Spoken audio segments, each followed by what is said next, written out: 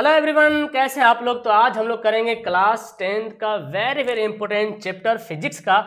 And यहाँ पे second chapter जो है मानव नेत्र और रंग बिरंगा संसार, फिजिक्स यानी कि भौतिकी, है ना। इसका जो चैप्टर नंबर 2, चैप्टर नंबर 1 का मैंने ऑब्जेक्टिव पढ़ा दिया। और ये 2 जो ऑब्जेक्टिव यहाँ पे आप देख रहे हैं ना, ये ऑब्जेक्टिव आपके एग्जाम के लिए बहुत ही काफ़ी इंपॉर्टेंट है एंड वेरी इंपॉर्टेंट क्वेश्चन यहाँ पे आपके लिए लाया हूँ। एंड तो आपको इस पूरी वीडियो को देखना है और पूरा ऑब्जेक्टिव यहाँ पे क्लियर होगा। ज़्यादा क्वेश्चन नहीं, 40 से 45 सवाल है जो कि काफ़ी इंपॉर्टेंट है। हालांकि इसके अलावा बहुत सारा सवाल बनेगा, लेकिन मैंने वही क्वेश्चन को यहाँ पे सिलेक्शन किया है जो आपके लिए इंपॉर्टेंट है, ठीक है ना। तो चलिए स्टार्ट करते हैं। तो पहली बार चैनल पे आ रहे हो तो करना क्या आपको पता है, चैनल को सब्सक्राइब करना है, घंटा वाला बटन दबाना है। ओके, तो चलो शुरू करते हैं। सबसे पहला सवाल यहाँ पे आपके सामने हाजिर है। देखिए, मानव नेत्र वस्तु का प्रतिबिंब निम्न में से किस भाग में बनता है। बहुत ही लाजवाब और बहुत ही वेरी इंपॉर्टेंट सवाल इसको बोल सकते हैं, एकदम मार्क कर लीजिएगा कि मानव के नेत्र जो आंख है ना, आंख में जो फोटो बनता है, प्रतिबिंब बनता है, वो प्रतिबिंब कहाँ पे बनता है। कॉर्निया पे बनता है या आयरिस पे बनता है या रेटिना पे बनता है या पुतली पे बनता है। तो कहाँ बनता है, रेटिना पे बनता है। रेटिना, और रेटिना को हिंदी में बोलते हैं परितारिका, ठीक है ना। तो कंफ्यूजन मत होइएगा, परितारिका। कभी कभी देखो रेटिना को हिंदी में लिख देता है रेटिना, और कभी कभी परितारिका लिखता है, ठीक है ना। तो परितारिका पर जो है फोटो बनता है। मानव नेत्र आंख है जो, वहां पे जो फोटो बनता है, प्रतिबिंब मतलब फोटो इमेज, है ना, कहाँ पे बनता है, रेटिना पे बनता है, ठीक है।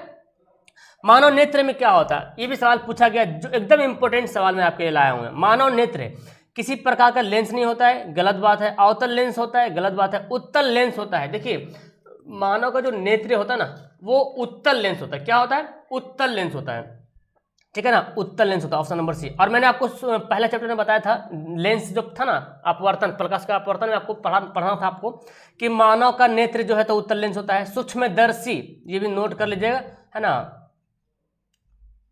सूक्ष्मदर्शी में भी उत्तल लेंस रहता है, ठीक है ना। और मैग्नीफाइंग ग्लास,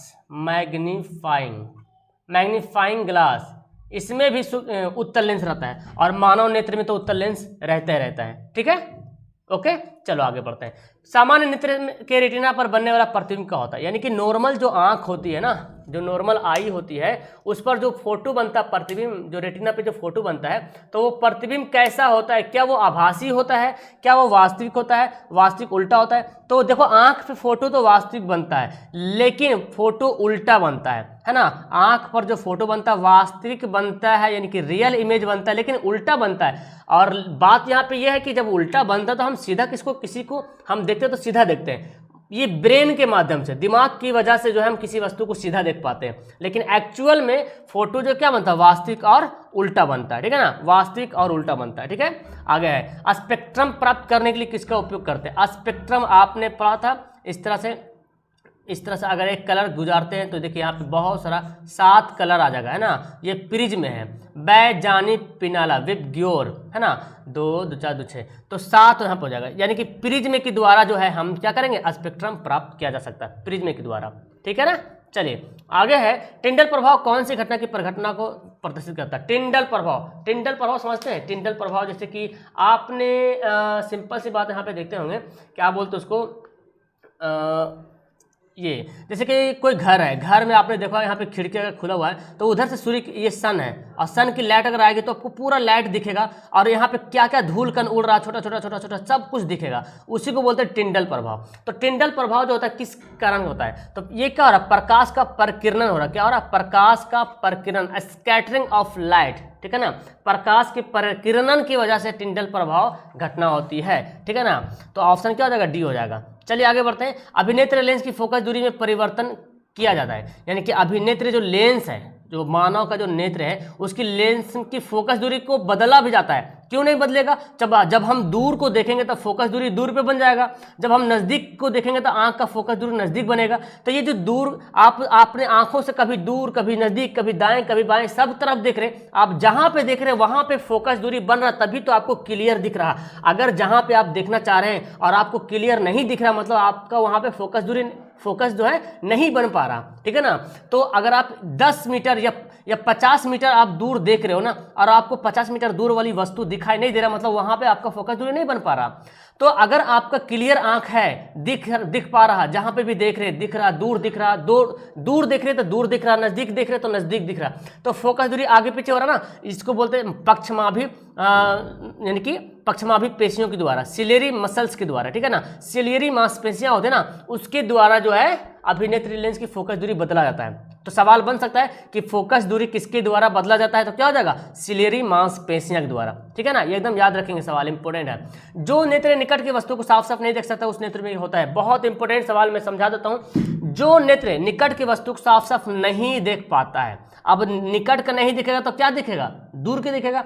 जो नेत्र निकट की वस्तु साफ साफ नहीं देख सकता है, इसका एक दूसरा पहलू क्या निकल रहा कि जो नेत्र नजदीक का साफ साफ नहीं देख रहा तो दूर का तो साफ साफ दिखेगा उसका, है ना, कम से कम। तो दूर का अगर जिसको साफ साफ दिखेगा तो इसको बोलेंगे दूर दृष्टि दोष, दूर दृष्टि दोष, ठीक है ना। निकट दृष्टि यानी कि जो नेत्र निकट दृष्टि साफ साफ नहीं देखता है, हाँ, जो निकट नेत्र जो है निकट की वस्तु को साफ साफ नहीं देख पाता है, तो निकट के साफ साफ नहीं दिखेगा तो दूर का दिखेगा, और जो दिखेगा वही उसका प्रॉब्लम होगा, यानी कि दूर का दिखेगा तो नजदीक का नहीं दिखेगा, और नजदीक का दिखेगा तो दूर का नहीं दिखेगा।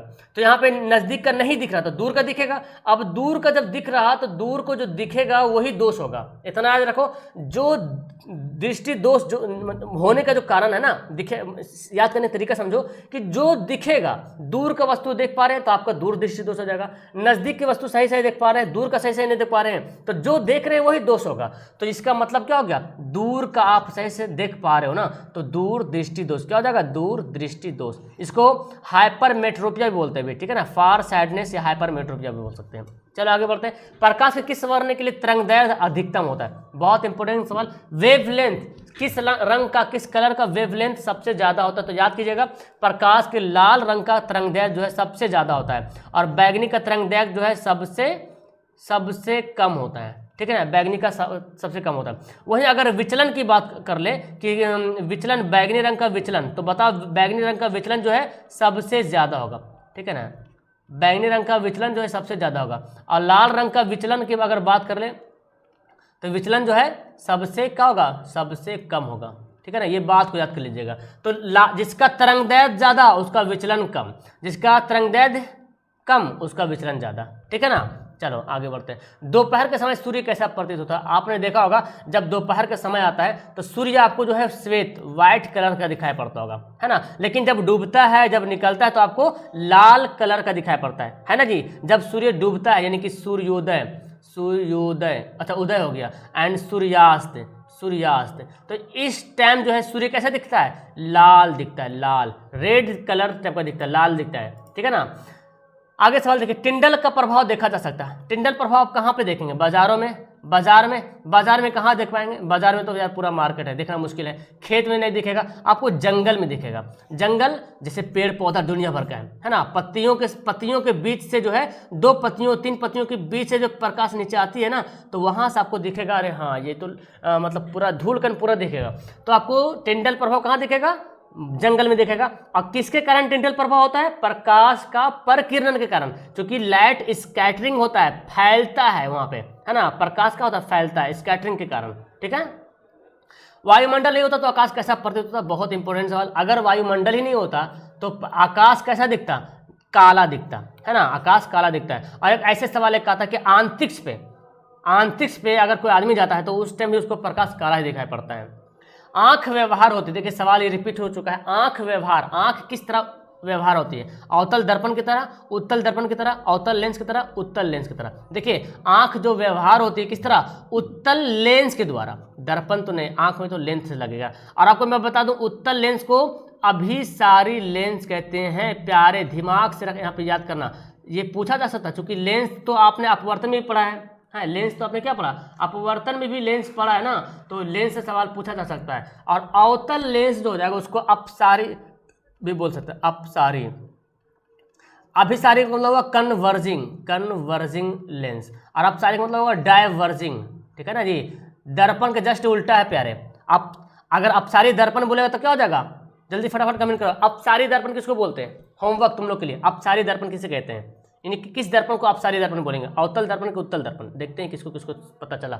सामान्य नेत्र के लिए स्पष्ट न्यूनतम दूरी क्या है, यानी कि किसी का आँख का आदमी किसी आदमी जो है ना एकदम नॉर्मल आँख है, एकदम सही सही है, कोई दिक्कत नहीं आँख में, ना तो मायोपिया है, ना तो हाइपरमेट्रोपिया, ना तो निकट दृष्टि दोष उसमें है, ना तो दूर दृष्टि दोष है। तो फिर उसमें उसकी जो स्पष्ट न्यूनतम दूरी वो कम से कम कितनी दूरी देख सकता है स्पष्ट रूप से, तो 25 सेंटीमीटर तक। 25 मतलब यहाँ पे आँख है, यहाँ पे कोई वस्तु, ये पूरा मान लो आँख है ना, ये मान लो आँख है, यहाँ पे कोई वस्तु है ना, ये क्या वस्तु है, और यहाँ से दूरी जो है 25 सेंटीमीटर, 25 सेंटीमीटर तक ये क्लियर दिखेगा। और जैसे ही 25 सेंटीमीटर से नज़दीक लाएगा ना तो उसको धुंधला दिखाई पड़ेगा। आप अपना आँख के पावर को जांचना चाहते हो, क्या आप 25 सेंटीमीटर दूर रखे वस्तु को सही साफ साफ पढ़ सकते हो, तो आपकी आँख ठीक है। और जैसे ही नज़दीक लाओगे ना तो अगर आपका आँख खराब रहेगा तो पूरा क्लियर दिखेगा, और अगर आँख आपका सही है तो 25 सेंटीमीटर से और नज़दीक लाओगे तो आपको धुंधला लगेगा, एकदम आँख पे प्रेशर पड़ेगा, क्या हो रहा दिख नहीं पा रहा, ठीक है ना। तो 25 सेंटीमीटर में निकट दृष्टि दोष वाला आदमी स्पष्ट रूप से जो है 25 सेंटीमीटर तक देख सकता है। और जिसका आँख सही एकदम सही तो दूर कहाँ देखेगा, अनंत तक। आँख अगर सही तो 25 सेंटीमीटर, कम से कम 25 सेंटीमीटर तक क्लियर दिखेगा तो उसका आँख सही होगा, और अधिक से अधिक अनंत दूरी तक, ठीक है ना। चलो आगे बढ़ते हैं। सामान्य नेत्र के लिए दूर, देखिए यही दिया सवाल, स्पष्ट दूर दूरी मतलब दूर के लिए, तो भाई साहब जिसका आंख समान है वो अनंत दूरी तक देख सकता है जी, ठीक है ना, एकदम अनंत दूरी तक देख सकता है, जितना मर्जी उतना दूर तक देखा जा सकता है उसको, ठीक है। नज़दीक बोले तो 25 सेंटीमीटर, याद करेंगे 25 मीटर नहीं, कभी कभी मीटर देता दे, सेंटीमीटर। श्वेत प्रकाश में कितने वर्ग होते हैं, वर्ण होते हैं, वर्ण मतलब कलर, है ना। How many colours are there in white light. अरे भाई जब प्रिज्म से हम लाइट व्हाइट कलर को, श्वेत प्रकाश को गुजारते हैं तो 7 रंगों में क्या होता है, बट जाता है ना, 7 कलर में क्या होता है, बढ़ जाता है। विबग्योर, है ना, बैजानिह पीनाला, है ना, बैजानिह पीनाला, पता ही आपको, बैगनी, जामुनी, नीला, हरा, नीला, पीला, नारंगी, लाल, ठीक है ना। चलो आगे, नेत्र गोलक का व्यास कितना होता है, व्यास लगभग कितना होता है, तो नेत्र जो गोलक है ना उसका व्यास 2.3 सेंटीमीटर। ये इंपॉर्टेंट सवाल है, इसको याद कीजिएगा कि नेत्र गोलक का व्यास, हालांकि ये सवाल का एक आध बार शायद पूछा गया है ना, तो याद कर लीजिएगा। हालांकि मैं जो भी सवाल दूँ ना काफ़ी इंपॉर्टेंट सवाल है, एग्जाम में पूछने की संभावना है, पूछा भी गया है, प्रीवियस ईयर क्वेश्चन उठाओगे तो पूछा भी गया मिलेगा आपको। नेत्र गोलक की आकृति कैसी होती है, नेत्र गोलक की आकृति कैसी होती है, तो आपको मैं बता दूं नेत्र गोलक की जो आकृति होती है वो कैसी होती है, हाँ गोलाकार होता है यार, सिंपल सी बात। आयताकार कहाँ से रहेगा नेत्र, आंख किसी का आयताकार देखे हैं, वर्णाकार भी नहीं, त्रिभुजाकार भी नहीं, गोलाकार, आंख किसी का गोलाकार ही रहता है। नेत्र गोलक की आकृति कैसा होता है, गोलाकार होता है, ठीक है। आगे, इंद्रधनुष में कितने रंग होते हैं, अरे भाई वही तो है जो वायुमंडल का इंद्रधनुष जो बनता है ना, वायु इंद्रधनुष जो बनता है तो उसमें होता क्या है, वर्ण जो विक्षेपण होता है ना, कलर क्या होता है, स्कैटरिंग होता है, वर्ण विक्षेपण के कारण इंद्रधनुष बनता है, ये भी याद कर रहे हैं, वर्ण विक्षेपण, तो वर्ण विक्षेपण जब होता है तो कलर जो है ना पूरा फैल जाता है, 7 कलर में बढ़ जाता है। तो जितना आप श्वेत कलर में जानते हैं इंद्रधनुष में भी 7 ही कलर होता है, ठीक है ना। चलो आगे देखते सवाल, सिग्नलों की व्याख्या करते, सिग्नलों की व्याख्या मतलब आपने देखा होगा ना, आप ट्रेन से जा रहे हो, ट्रेन लाइन या तो फिर रोड में, ट्रेन में अक्सर रेड लाइट का इस्तेमाल करते हैं सिग्नल के लिए, और ग्रीन लाइट, एक रेड लाइट इस्तेमाल करते हैं और जो है ग्रीन लाइट इस्तेमाल करते हैं, ठीक है ना। तो रेड लाइट इसलिए दूर के लिए, क्योंकि रेड लाइट जो खतरों का भी निशानी है, खतरों का निशानी, अगर रेड लाइट जल जाएगा तो दूर से भी, कितनों भी दूर रहेगा ना रेड लाइट तो आपको आराम से दिख पाएगा, लेकिन उतना दूर में अगर ग्रीन लाइट को जलाओगे ना तो आपको नहीं दिख पाएगा ये वाला, क्योंकि ग्रीन लाइट जो खो जाता है, स्कैटरिंग हो जाता है, और रेड लाइट स्कैटरिंग होता ही नहीं होता है, रेड लाइट का जो प्रकीर्णन होता ही नहीं है, ठीक है, नहीं होता है, बहुत कम, नहीं के बराबर होता है, ठीक है ना। तो इसलिए सिग्नलों में जो होता है रेड लाइट का इस्तेमाल करता है, और सिग्नल की व्याख्या कौन करता है, तो मस्तिष्क करता है। यानी कि सिग्नल जो हमारे बॉडी, जैसे कोई चीज़ को देख लिया हमने आपको देखा तो हम कैसे पहचान पाए कि आप हो, हमारे मस्तिष्क को, आँख ने मस्तिष्क को खबर पहुंचाए, अरे ये तो यही है ना, ये तो वही लड़का है जिसको मैंने देखा था, तो अच्छा दिमाग को याद होगा, अच्छा यही लड़का है, तब पहचान में आता है, ठीक है ना। तो हम किसी भी वस्तु को देख के एक बार देखते हैं वो कैप्चर फोटो हो जाता है, मस्तिष्क में, दिमाग में फोटो कैप्चर हो जाता है, ठीक है ना। अब जब भी दोबारा देखोगे तो पहले सिग्नल मस्तिष्क में जाएगा, पहले दिमाग को बताएगा, अच्छा ये आदमी को देखे थे ना कल, पैसे लेके भाग रहा था, अब वही आदमी, तो समझ में आ जाएगा आपको, ठीक है। दूर दृष्टि दोष वाले मनुष्य के चश्मे में होते हैं, देखो अब जिसको दूर दृष्टि दोष, क्या समझे, दूर दृष्टि दोष मतलब क्या समझे, दूर का दिखेगा, जो दोष होगा वही दिखेगा। ऐसे याद करो ना, दूर दृष्टि दोष का मतलब जो दिख रहा, तो दूर का दिख रहा और नजदीक का नहीं दिख रहा। अब बोला गया कि दूर दृष्टि दोष वाले के आंख में जो है कौन सा लेंस होगा, दूर दृष्टि दोष वाले।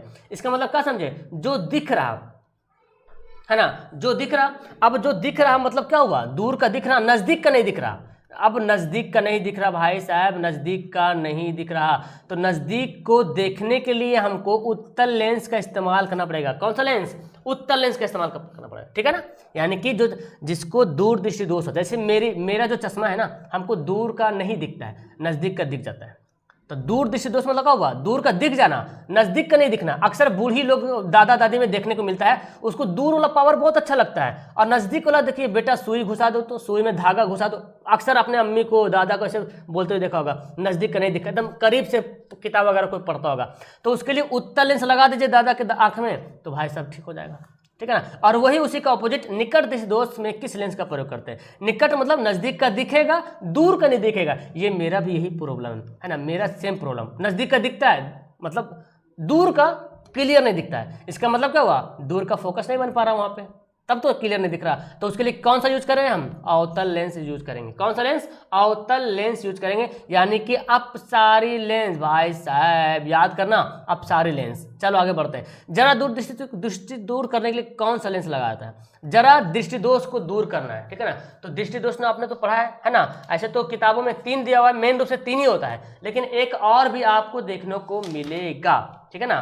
तो जरा दृष्टि दोष को दूर करना है, उसके लिए आपको जो है ना बायोफोकल लेंस का इस्तेमाल करना पड़ेगा, बायोफोकल लेंस। और बेलनाकार लेंस इस्तेमाल करते हैं अस्टिग्मेटिज्म। अस्टिग्मेटिज्म एक होता है ना बीमारी, जरा दूरदर्शिता, ये तो ही है। अस्टिग्मेटिज्म एक बीमारी होता है, ठीक है, जिसको क्षैतिज नहीं बल्कि ऐसे से दिखेगा, और जो कॉलम है वो क्षैतिज दिखेगा, मतलब बहुत ही खतरनाक बीमारी आंख का है। बेलनाकार लेंस इसको यूज करते हैं। अस्टिग्मेटिज्म ये बीमारी होता है, उसमें बेलनाकार लेंस यूज करते हैं। तो उत्तल समझ में, उत्तल लेंस किस में यूज करेंगे, नजदीक जिसका नहीं दिख रहा। अब जिसका नजदीक नहीं दिख रहा मतलब दूर दृष्टि दोष वाले के लिए, और अवतल लेंस निकट दृष्टि दोष वाले के लिए, क्योंकि नजदीक का दिखेगा दूर का नहीं दिखेगा, ठीक है ना। चलो, श्वेत प्रकाश की किरण जब किसी प्रिज्म से होकर गुजरती है तो वर्ण जो सबसे विचलित होता है वो कौन सा वर्ण है, देखो यही तो है विचलन। विचलित मतलब विचलन जो होता है सबसे ज्यादा फैलता है। तो यहाँ पे क्या बैगनी से शुरू हो रहा, विबग्योर, हाँ ठीक है ना, विबग्योर आर, कितना हो, 2 2 4 2, एक और टान दो ना। तो जो सबसे नीचे ना देखो, हाँ एक ये भी सवाल बनता है, इससे एक और सवाल बनता है, शायद मैंने नहीं दिया लेकिन मैं बताता हूँ। सबसे ज्यादा विचलित जो होने वाला वो क्या है, वायलेट कलर, जिसको बोलते हैं बैगनी कलर, और लाल रंग का विचलित कम होता है। मैंने बताया अभी विचलन के बारे में, विचलन से विचलित बना, तो बैगनी रंग का विचलन ज्यादा होता है, मतलब विचलित जो है बहुत ज्यादा हो जाता है, ठीक है ना, और लाल रंग का विचलन कम होता है।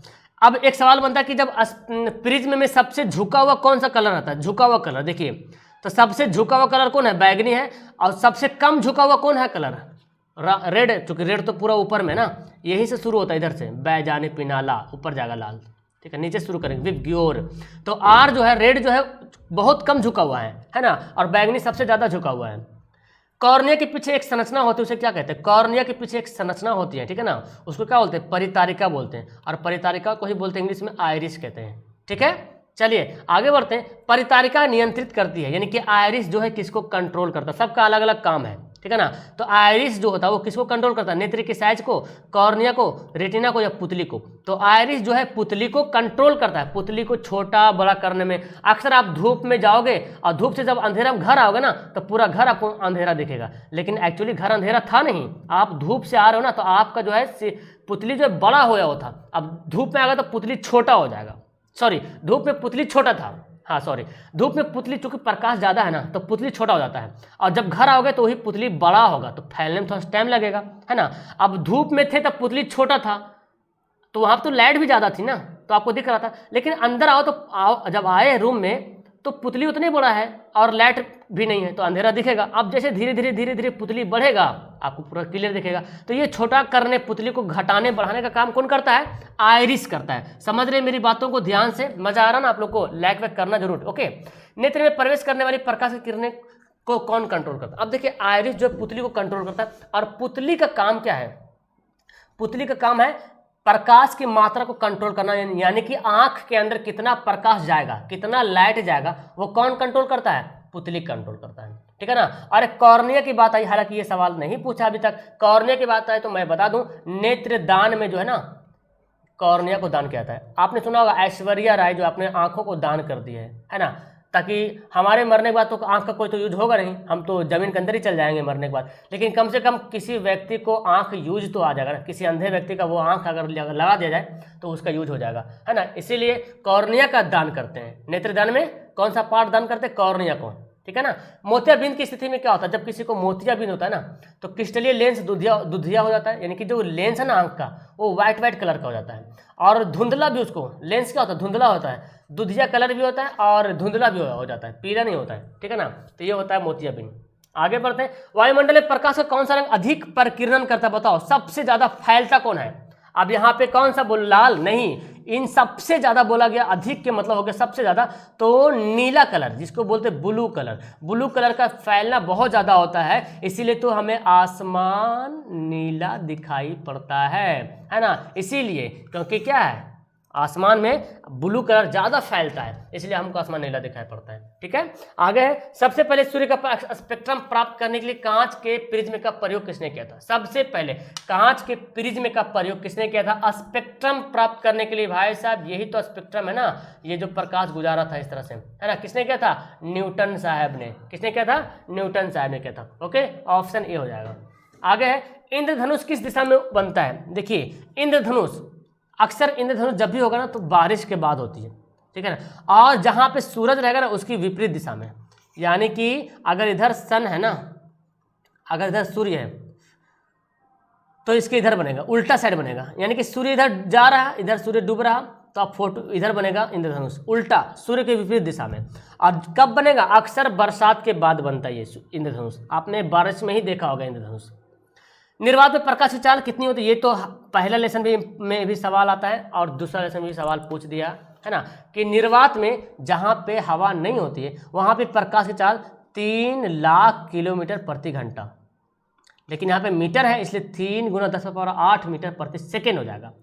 3 लाख किलोमीटर प्रति सेकेंड, सॉरी 3 लाख किलोमीटर प्रति सेकेंड, इकाई दाई सैकड़ा हजार दस है ना, कितना हो गया? इकाई दाई सैकड़ा हजार दस, ये हो गया इकाई दाई सैकड़ा हजार दस लाख, 3 लाख किलोमीटर प्रति सेकेंड ही बोल सकते हैं। और यही किलोमीटर को जो है ना जब हम 1000 से मल्टीप्लाई कर देंगे तो 3 जीरो और बढ़ जाएगा ना, तो 8 जीरो हो जाएगा, तो इसको मीटर प्रति सेकंड बोल सकते हैं। ओके, आगे है, वायुमंडल अपवर्तन के कारण सूर्य हमें वास्तविक सूर्योदय से लगभग कितने मिनट पहले दिखाई पड़ता है? वायुमंडल अपवर्तन के कारण, देखो बात यहाँ क्लियर कर दे रहा, सूर्य हमें सूर्योदय, जब सूरज निकलता है ना, सूरज अभी निकला भी नहीं, एक्चुअल में सूरज अभी निकला नहीं और हमको दिख जाता है, कितना मिनट पहले दिखता है? 2 मिनट पहले। उसी तरह से सूर्यास्त, जब सूर्यास्त हो जाता है ना, जब सूर्य डूब जाता है तो डूब जाता है सूर्य, लेकिन फिर भी डूबने के बाद 2 मिनट तक हमको सूरज जो है दिखाई पड़ता है, लेकिन वो किसके कारण? वायुमंडलीय अपवर्तन के कारण हमको ऐसा दिखाई पड़ता है, ठीक है ना। क्योंकि अपवर्तन तो जान रहे, पढ़े ना, अपवर्तन में क्या होता है? प्रकाश जो है एक माध्यम से दूसरे माध्यम जाता है, तो समझ रहे हैं ना, हाँ, वो चेंजेस होता है। तो अपवर्तन के कारण जो है ना क्या होता है? 2 मिनट पहले सूर्योदय के समय भी और सूर्यास्त के समय में। सूर्योदय का मतलब वो उगने से पहले और सूर्यास्त मतलब वो डूबने के बाद हमको 2 मिनट तक सूरज जो है दिखाई पड़ता है। किस कारण दिखाई पड़ता है? वायुमंडलीय अपवर्तन के कारण। ओके, एकदम ऑपरेशन कर करके पढ़िएगा। किस माध्यम में प्रकाश की चाल अधिकतम होती है? तो आपको पता है ना, हवा में प्रकाश की चाल बहुत अधिक होती है, इसको निर्वात ही बोला जा सकता है। निर्वात में प्रकाश की चाल अधिकतम होती है, ठीक है। प्रकाश के प्रकीर्णन कणों को बनाता है। प्रकाश की प्रकीर्णन जो कणों को क्या? दृश्य अदृश्य टिंडल। तो प्रकाश की जो प्रकीर्णन होता है ना, प्रकाश की जो प्रकीर्णन कणों को क्या बोलते हैं? दृश्य कणों को। तब तो प्रकाश के प्रकीर्णन होता है, तब तो कण हम किसी को देख पाते हैं ना, तभी तो हम जो है दृश्य कण हो, ठीक है ना। ऑप्शन क्या हो जाएगा? ए हो जाएगा। प्रकाश के प्रकीर्णन कणों को क्या बनाता है? दृश्य। आगे बढ़ते हैं। अत्यधिक ऊंचाई पर उड़ते हुए यात्रियों को आकाश कैसा प्रतीत होता है? ये आपने पढ़ा, इसको आप अंतरिक्ष भी बोला जा सकता है कि अंतरिक्ष में अंतरिक्ष यात्री को आसमान जो है कैसा दिखता है? तो काला दिखता है। और ज़्यादा ऊंचाई पे जाने का मतलब अंतरिक्ष में तो चला ही गया ना, अत्यधिक ऊंचाई का मतलब हुआ अंतरिक्ष पे चला जाना और उसको काला दिखेगा। खतरे का संकेत किसको बोला गया? बताओ प्यारे जल्दी से। लाल कलर को ना, red colour is the danger sign.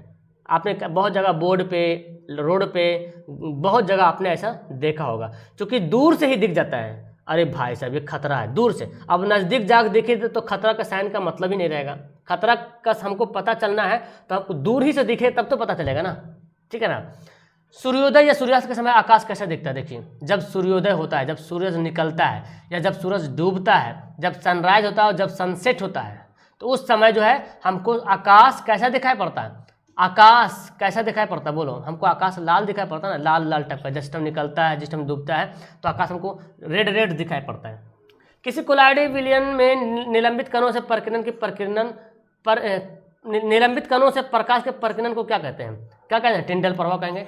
कोलाइडी कण के मतलब हुआ थोड़ा सा गाढ़ापन। जैसे कि आप इसका यूज कर सकते हैं दूध वगैरह का, है ना। एक दूध अगर गिलास में ले लेते हैं और यहाँ से प्रकाश को एकदम हल्का सा, ज़्यादा कोलाइडी नहीं, ज़्यादा नहीं, हल्का से देखेंगे तो आप लाइट क्या, जब पार होगी लाइट ना, तो आपको दिखेगा यहाँ पे उसका कण दिखेगा, टिंडल प्रभाव जो होता है, ठीक है ना। तो टिंडल का प्रभाव, कोलाइडी विलयन में निलंबित कण जो है प्रकाश के किस प्रकीर्णन को कहते हैं? टिंडल प्रभाव को कहते हैं, ठीक है ना। मानव नेत्र किस तरह का काम करता है? दूरबीन की तरह, कैमरे की तरह, सूक्ष्मदर्शी की तरह? नहीं, बल्कि कैमरे की तरह। यानी कि जो मोबाइल का कैमरा, जो एक्चुअली जो कैमरा होता है ना, जिसको कैमरा बोलते हैं, तो कैमरा में जो लेंस का काम है ना, वही काम करती है मानव नेत्र। और जो हमारे पलक होता है ना, पलक, वो जो कैमरा का जो शटर होता है ना, शटर बंद होना, गिर जाना, वो पलक का काम होता है। देखिए आंख बंद कीजिए, झपकिए तो देखिए बंद हो जाएगा, वो पलक है, और उसको शटर के रूप में काम करता है पलक। आगे बढ़ते हैं। तारों का टिमटिमाना किस कारण? तारों किस कारण टिमटिमाते हैं? तो प्रकाश का, बोलो फटाफट जल्दी से, क्योंकि बहुत प्रकाश का वायुमंडलीय अपवर्तन बोल सकते हैं इसको, प्रकाश का अपवर्तन ही बोल सकते हैं ना, प्रकाश का अपवर्तन के कारण ही तारे टिमटिमाते हैं। तो आपने पढ़ा नहीं कि लाइट एक माध्यम से दूसरे माध्यम जाती है तो थोड़ा सा मुड़ जाती है, तो हम जब आंखों से देखते हैं ना, तो जो वहाँ जो स्टार्स है, जो तारे हैं ना, तो तारे टिमटिमाने का मतलब ये हो रहा है हमको आंख से दिख रहा है, कभी झप रहा, कभी निकल रहा, कभी झुप रहा, टिमटिमा रहा, तो वो लाइट की वजह से प्रकाश का अपवर्तन घटना वहाँ पे घट रही, इसकी वजह से जो है ना तारे टिमटिमाते हुए दिखाई देती है। प्रकाश के किस वर्ण के लिए तरंगदैर्घ्य न्यूनतम होता है? बताओ तरंगदैर्घ्य, वेवलेंथ सबसे कम किसका होता है? तो इसका याद करना, सबसे कम तरंगदैर्घ्य किसका होगा? मैंने अभी बताया सबसे ज्यादा तरंगदैर्घ्य जो है लाल का होता है, और सबसे कम किसका हो जाएगा? बैगनी का हो जाएगा। इसी से रिलेटेड एक और सवाल मैंने दे दिया कि प्रकाश के किस वर्ण के लिए अपवर्तनांक सबसे ज्यादा, रिफ्रैक्टिव इंडेक्स न्यूनतम होता है? तो याद कीजिएगा, अपवर्तनांक की बात आ जाए तो ध्यान से देखिए, लाल का तरंगदैर्घ्य जो है ज्यादा होता है ना, लाल का तरंगदैर्घ्य क्या होता है? ज्यादा होता है, इसलिए अपवर्तनांक जो यहाँ पे इसका जो है अपवर्तनांक जो है क्या होगा? कम होगा, सबसे कम होगा। जिसका तरंगदैर्घ्य ज्यादा उसका अपवर्तनांक कम, और बैगनी का तरंगदैर्घ्य कम होता ना, तो इसका क्या हो जाएगा? अपवर्तनांक जो है ज्यादा होगा, सबसे ज्यादा होगा। क्यों? क्योंकि बैगनी का तरंगदैर्घ्य कम है, इसलिए अपवर्तनांक ज्यादा है। रिफ्रैक्टिव इंडेक्स जो है ज्यादा किसका है? बैगनी कलर का। तो कैसे याद कीजिएगा आप? सिंपल से, जैसे कैसे आपने याद किया? अच्छा, बैगनी का आपने याद किया, विचलन ज्यादा होता है ना, तो याद कर लो विचलन जिसका ज्यादा उसका अपवर्तनांक ज्यादा, ऐसे याद कर लो। या तो तरंगदैर्घ्य में याद करो कि जिसका तरंगदैर्घ्य कम उसका अपवर्तनांक ज्यादा, जिसका तरंगदैर्घ्य ज्यादा उसका अपवर्तनांक कम। या तो विचलन से याद करो, जिसका विचलन ज्यादा उसका अपवर्तनांक ज्यादा, जिसका विचलन कम उसका अपवर्तनांक कम, ठीक है ना। चलो, अब मेरे ख्याल से कुछ सवाल और है, बहुत इंपॉर्टेंट। ये भी सवाल पूछा गया कि मानव नेत्र पर किसी वस्तु का जो प्रतिबिंब बनता है कितना देर तक रहता है? हमारे आंख पर फोटो कितना देर तक बना रहता है ना। जैसे हम किसी को देखें, कोई चीज़ देखें, तो कितना सेकेंड, 1 सेकेंड का 16वां भाग का तक बना रहता है, 1/16 सेकेंड। यानी कि 1 सेकेंड समझ रहे हैं, 1 2 3 4, तो 1 सेकेंड जो हो रहा उसका हम 16 भाग करेंगे, तो उतना भाग मतलब 16वां भाग में से एक भाग जो है बना होता है आंख पे। सोचे कितना फास्ट हमारे आंख पे फोटो बनाता है, 1/16 सेकेंड। अकॉर्डिंग टू एनसीईआरटी कहीं कहीं 1/10 दिखेगा, लेकिन 1/16 तुम्हारा सही आंसर होगा। आगे सवाल है, किस प्रकार के दृष्टि दोष में नेत्र गोलक लंबा हो जाता है? अब देखिए इसका मेथड समझिए, बहुत आसान है। ये किसी व्यक्ति का गोलक है, नेत्र गोलक है।